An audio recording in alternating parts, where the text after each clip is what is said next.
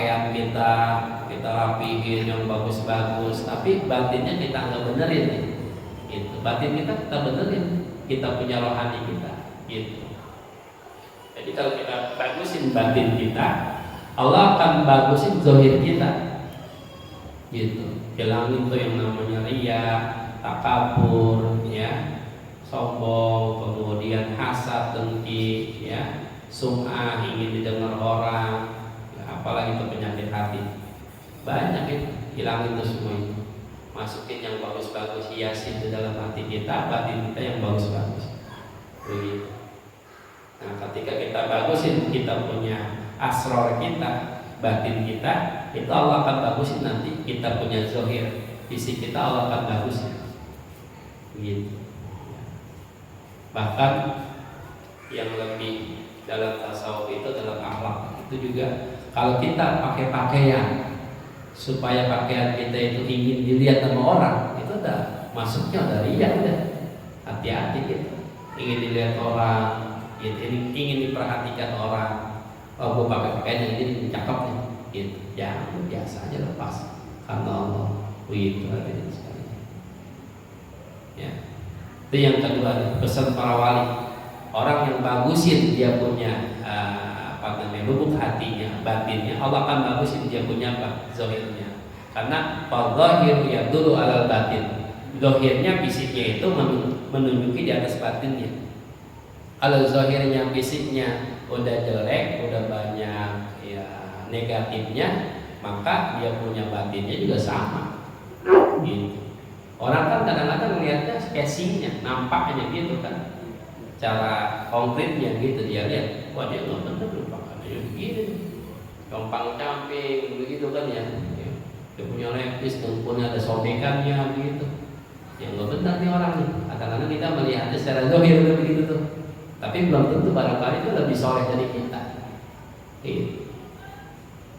Jadi kita memandang orang itu yang dari apa? Zahirnya. Gitu. Barangkali kita nih ya yang berpakaian koko, sarungan, pecian, itu batin kita bobrok kali, barangkali ya. Nauzubillah, jangan sampai kita punya batin itu lebih jelek daripada zahir kita. Gitu. Ini para sufi begini.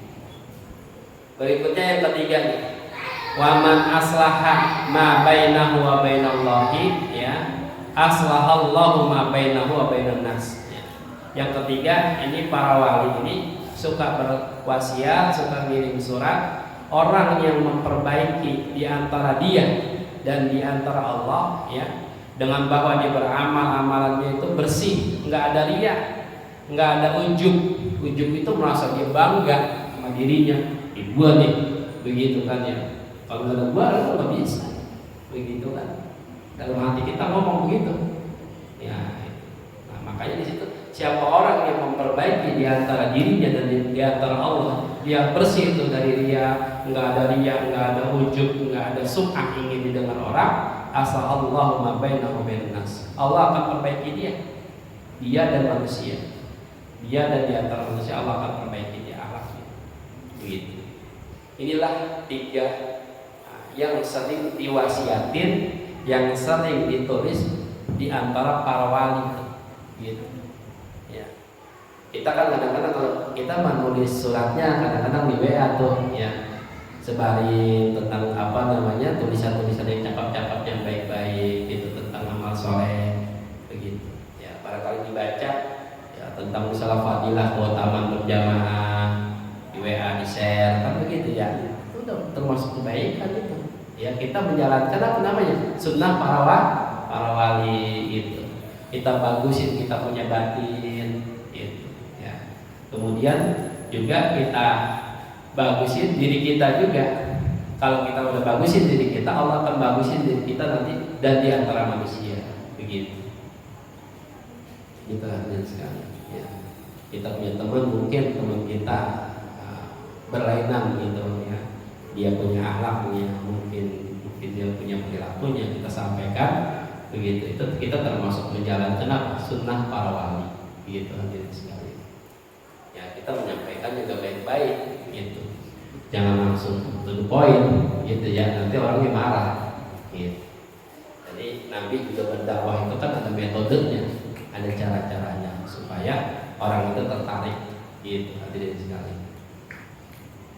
Nabi wa ma'arsalna illa rahmatan lil alamin. Enggak kami utus ya Muhammad engkau kecuali sebagai rahmatan lil alamin, kasih sayang buat semua alam. Gitu. Makanya kenapa sahabat yang dulu benci sama Nabi bisa dia masuk Islam, bisa dia itu merasa kagum dengan Nabi, dengan ajarannya, karena Nabi menyampaikannya dengan rahmatan lil alamin. Dia didolimi, dia dihasad, dia disakiti nyawanya, dia tetap balasnya dengan kebaikan. Oh, berarti ini agama yang benar nih. Ya makanya para ketika itu mereka banyak yang masuk Islam. Gitu hadirin sekalian. Ya mudah-mudahan kita ini ya jangan kita bersifat pesimis. Nah ini mah Ustaz katanya susah ini kita amalin. Jangan kayak gitu, dikit-dikit kita amalin. Gitu hadirin sekalian. Ya ada lagi yang ingin bertanya silakan. Ya. Tadi soal sunnah Rasulullah soal silaturahmi itu kan dulu para orang-orang dulu itu kan silaturahminya saling mengunjungi. Iya mengunjungi. Kalau sekarang kan ada namanya sosial media kan atur video call itu kita itu udah termasuk silaturahmi nggak harus mengunjungi begitu. Iya. Jadi tetap enggak. Itulah sepaling rendah silaturahim itu. Paling rendahnya silaturahim video call. Ya, sekarang kan zamannya udah beda. Gitu. Kalau dahulu memang belum ada handphone, ya, gitu. Apalagi kita punya saudara jauh gitu di luar kota atau mungkin di negara lain, gitu kan, atau mungkin antar kampung gitu. Ya, itulah. Ya, nggak apa-apa itu udah termasuk apa? Silaturahim juga. Gitu.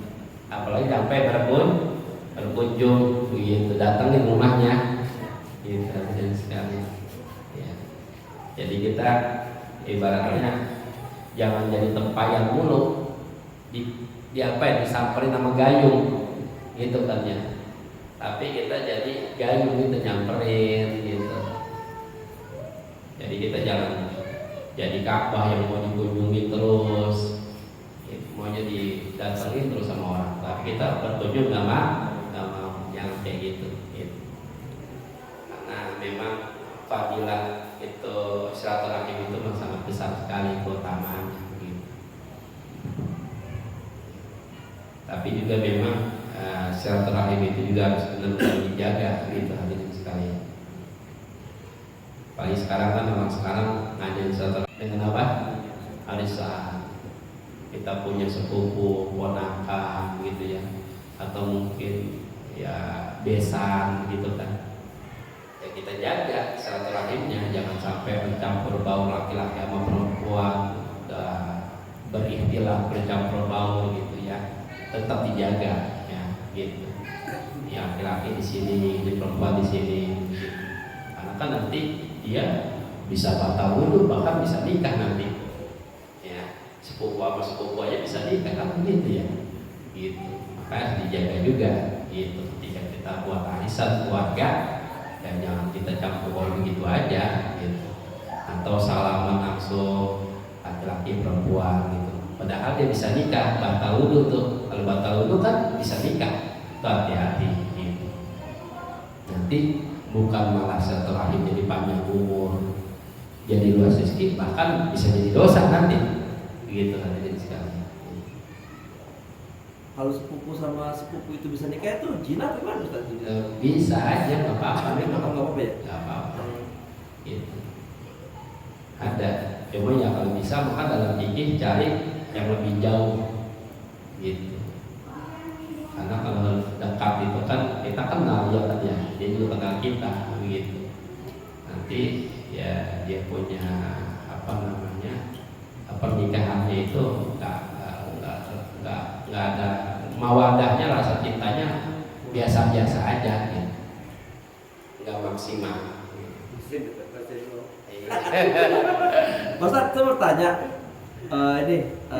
apa menyambung ini, seumpama kita dijolimi sama orang dan terus kita benar-benar berdoa minta pada Allah Subhanahu Wa Taala gitu ya, maksudnya untuk keburukan atau kejelekan yang menjolimi kita, itu bagaimana Ustaz? Kita sebagai Ustaz?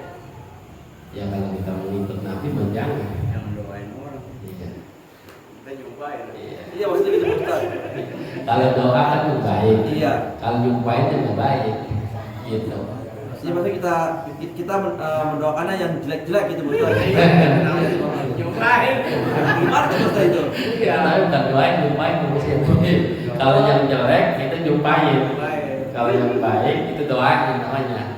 Gitu. Makanya Nabi itu kan ketika itu mereka kaum beriman, Allahumma hdi qaumi fa innahum la ya'lamun. Ya Allah beri petunjuk mereka kaumku, maka semuanya mereka itu nggak pada tahu begitu. Berikan hidayah gitu. Itu namanya doa. Kalau kita nanti balasan dengan yang baik namanya nyumpain. Begitu. Hah? Dosa gitu, jangan nyumpain gitu. Boleh suruh. Berlanjut petunjuk ya Allah biar jadi sadar insaf begitu. Tidak sekali. Dan ya, sunatullah tadi ya. Tadi ya, suatu berita apa dari teman-teman, jadi harus bisa memendam ya sampai berbicara keluar gitu ya. Memang tidak semudah itu. Terus cerita kebaikan saya si Kano baik dermawan sunatullah. Jadi tadi mereka saya bisa nyimpan. Iya. Ya. Kalau yang namanya tadi sunatullah kan menyembunyikan rahasia di hadapan manusia, cerita begitu kan ya. Itu hal-hal yang negatif kita sembunyiin, kita pendem, kita kubur. Kalau bisa jangan kita ungkapin sama orang lain. Gitu. Tapi kalau yang baik-baik mah nggak apa-apa. Kan dalam hadis memang uskuru mahasina mautakum. Sebutin, ceritain, viralin, publikasiin kebagusan si mayit.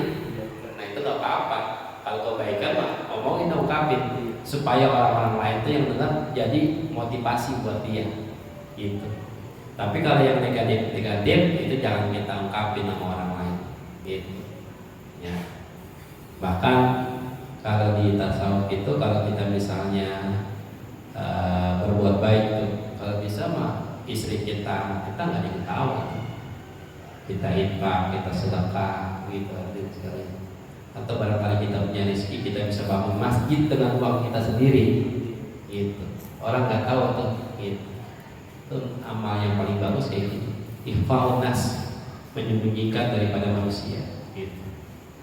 Kita amal mungkin gitu. Kita Jumat berkah, mungkin sekarang lagi viral Jumat berkah ya, dia beli nasi padang 100 box gitu buat di masjid gitu. Orang pada sholat Jumat pada makan siang gitu. Ya. Jadi gitu Pak Imaman. Jadi kalau yang baik boleh kita sampaikan ke orang ya, supaya orang itu termotivasi dari kebaikan seorang itu. Tapi kalau yang negatif jangan, pendem, kubur kalau bisa gitu. Jangan sampai ke orang. Tapi kalau kita lagi ta'lim begini nih, lagi ngaji gitu, kita ceritain hal-hal yang negatif, yang buruk ini sebagai ibroh aja ya, pelajaran buat kita begitu. Jangan sampai kita kayak dia begitu. Ada lagi yang lain? Ada kan? Ya. Itu sunnah atau makruh. Itu kemarin relatif maaf ya. Itu kan mengarah ada yang sederhana, ada yang bagus. Betul. Ada yang bagus kita satu, itu kan 240. Betul. Itu sunnah memang. Ini real kan ya. Iya. Iya makanya ya itulah Islam kita sekarang kebanyakan apa ya, udah sekundir semua udah. Jadi kadang-kadang banyak berlebihan, lebay udah gitu. Sehingga apa ya, yang betul-betul kesunahan Rasulullah itu udah hilang. Gitu. Ya. Bahkan saya lagi baca Ihya, itu ada suatu riwayat gitu ya, hadirin sekalian.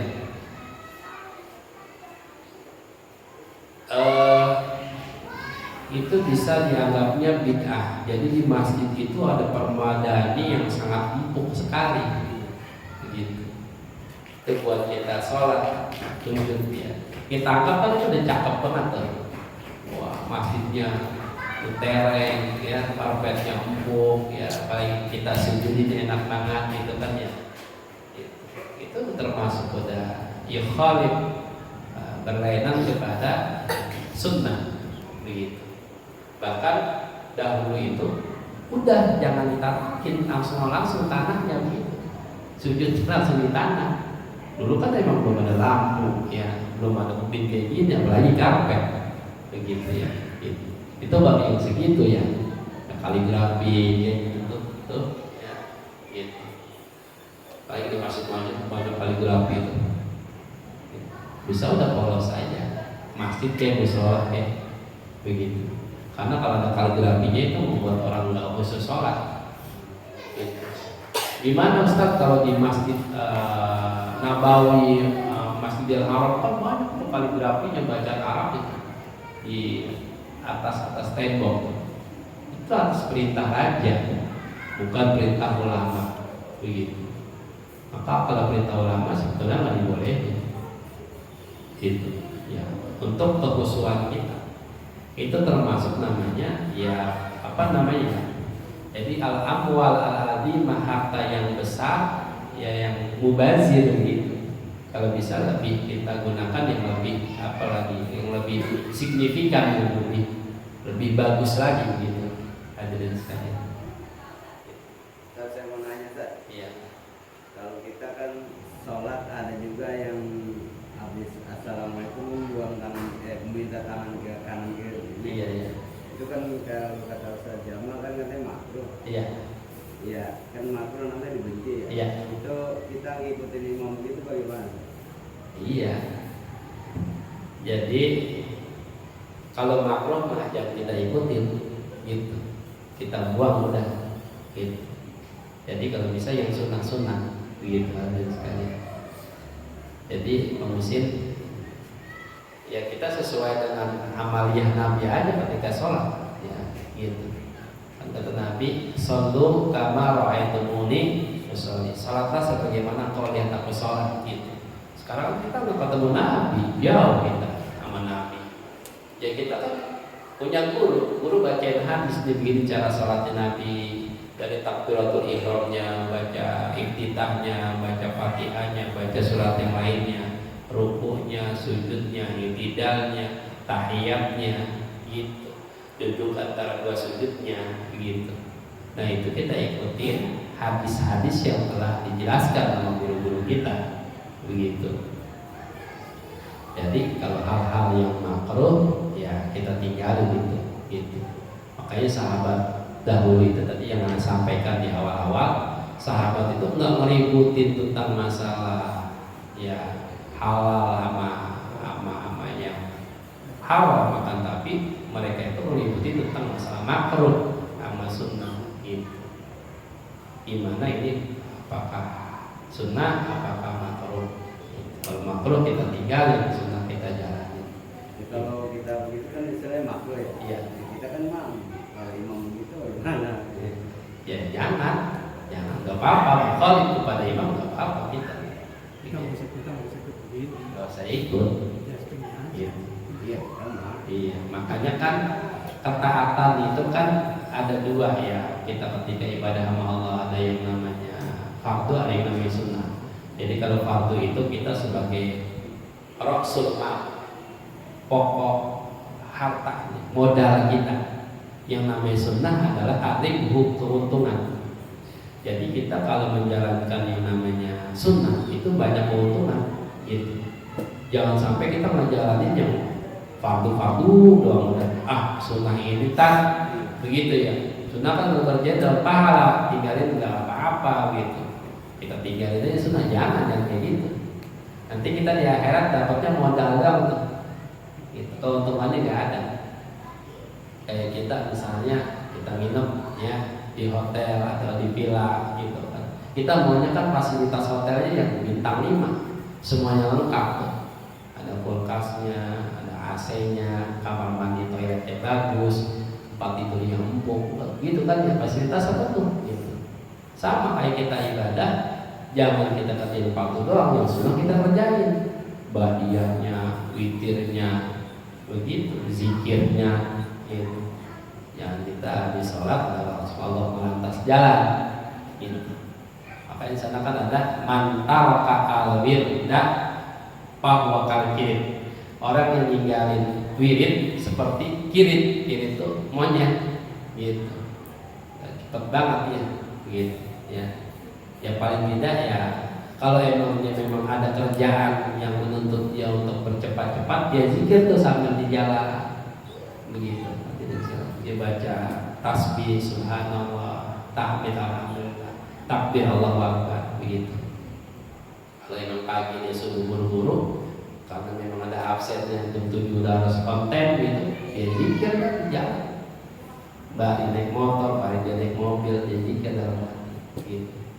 Jadi kita ikutin mesin itu yang sunnah-sunnah Rasulullah SAW. Ada lagi Ustaz, yang kubah emas itu bagaimana Pak Ustaz? Ya itu. Nah itu kan dia kan maksudnya termasuk ya apa uangnya itu kan kayak terhambur-hamburkan lah gitu. Tadi kan kalau yang Pak bilang kan lebih baik buat yang bermanfaat gitu ya. Sedangkan kubah emas kan ya hanya ibarat kata hanya kita menutupi panas dan hujan gitu Ustaz. Itu bagaimana Ustaz? Ya itu banyak kan orang sekarang udah begitu kan. Kita ambil emasnya. Udah melebihi pokok itu, udah nggak sunnah lagi, udah dianggapnya itu udah cakep banget kayak gitu perbuatan baiknya gitu. Padahal mah itu makruh, tertipu gitu hadirin sekalian ya. Jadi yang kita anggap itu udah baik banget belum tentu itu di sisi Allah itu baik gitu. Makanya ya DKM musola masjid harus kudu ngaji begitu biar dia tahu begitu. Jangan bentuknya seremonial aja kan begitu. Banyak sih sekarang udah kita apa namanya ya dalam beragama itu udah banyak hal-hal yang apa ya sekunder gitu, kalau pokoknya udah ditinggalin gitu. Ada lagi Wen? Sekarang tanya Pak Ustaz, tapi di luar tema ini. Iya boleh. Ini masalah saya pernah sering ya doain doa populer, doa untuk orang tua itu. Betul. Kan ada di situ kalimatnya kalau untuk jamaah li wali daina. Ada juga yang baca dina, daina dan dina. Itu yang benar yang mana Pak Ustaz? Iya, kalau doa itu ya. Kalau wali-walidina, wali-walidaina. Ini namanya urusan nahu nih, urusan nahu. Jadi sebetulnya wali-walidina itu udah masuk. Kan Allahumma fir lana, ya Allah ampuni kami. Wali-walidina, ada baca wali-walidina ya. Dan orang tua kami disebutnya walid ya, tapi itu tetap masuk bapak ibu gitu. Ada lagi orang yang memperjelas lagi bacanya wali-walidaina gitu, dibuat tasniah begitu. Bapak dan ibu, dua orang tua arti bapak dan ibu. Sebetulnya kalau dia ngerti nahu mah wali-walidina cukup, udah bisa begitu ya. Dia gantain juga wali-walidaina, nggak apa-apa sih sebetulnya mah begitu. Tapi kalau dia lagi ngerti nahu itu wali-walidina udah cukup begitu. Soalnya kan Pak itu ada katanya juga saya tapi itu ini terjemahannya agama gitu, dina gitu kan. Dina itu Saya tanya Ustaz dulu. bukan agama. Wali-walidina bentuknya itu jamak mudzakkar salim.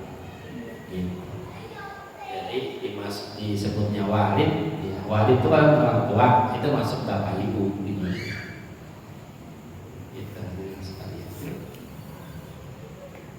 Jadi intinya ngaji kita nih ya tentang sunnatullah, tentang sunnah Rasulullah, tentang sunnah para wali. Ini kita jalan di sunnah nih ya. Yang wajib-wajib udah dah. Terusin ini yang sunnahnya nih. Sunnah Allah apa tadi? Kitmanusir ya, kita sembunyikan rahasia. Yang kedua sunnah Rasul apa? Al-mudarah bainan nas. Dia berputar untuk kepada manusia-manusia, artinya dikunjungi silaturahim gitu. Yang ketiga ada sunnah para wali. Apa sunnah para wali? Ihtimalul adha linas. Dia nanggung tuh yang disakitin dari manusia. begitu, dia tanggung sendiri. Dan para wali itu dia sering berbuat wasiat, dia sering menulis ya antara wali ke wali yang lain. Yang pertama tadi, siapa yang beramal untuk akhirat Allah akan cukupin agamanya bahkan dunianya. Yang kedua, siapa yang memperbagus dia punya batinnya, Allah akan perbagus dia punya zahirnya. Yang ketiga adalah siapa yang memperbaiki di antara dia dan di antara Allah dengan amal yang bersih, nggak ada riya, nggak ada ujub, nggak ada sum'ah, Allah akan perbaiki dia. Gitu hadirin sekalian. Ada cukup? Ini ya, Al-Fatihah. أعوذ بالله من الشيطان الرجيم بسم الله الرحمن الرحيم الحمد لله رب العالمين الرحمن الرحيم مالك يوم الدين إياك نعبد وإياك نستعين اهدنا الصراط المستقيم صراط الذين أنعمت عليهم غير المغضوب عليهم ولا الضالين بسم الله الرحمن الرحيم الحمد لله رب العالمين اللهم صل وسلم على سيدنا محمد وعلى سيدنا محمد اللهم اقسم لنا من خشيتك ما تحول به بيننا وبين معصيتك ومن طاعتك ما تبلغنا به جنتك ومن اليقين ما تحول به علينا مصائب الدنيا اللهم متعنا بأسماعنا وأبصارنا وقوتنا ما أحييتنا واجعله الوارث منا واجعل ثأرنا على من ظلمنا وانصرنا على من عادانا ولا تجعل مصيبتنا في ديننا ولا تجعل الدنيا أكبر همنا ولا مبلغ علمنا ولا تسلط علينا من لا يرحمنا اللهم اغفر لنا ولوالدينا وارحمهم كما ربونا صغارا ربنا تقبل منا انك انت السميع العليم وتب علينا انك انت التواب الرحيم ربنا آتنا في الدنيا حسنه وفي الاخره حسنه وقنا عذاب النار وصلى الله على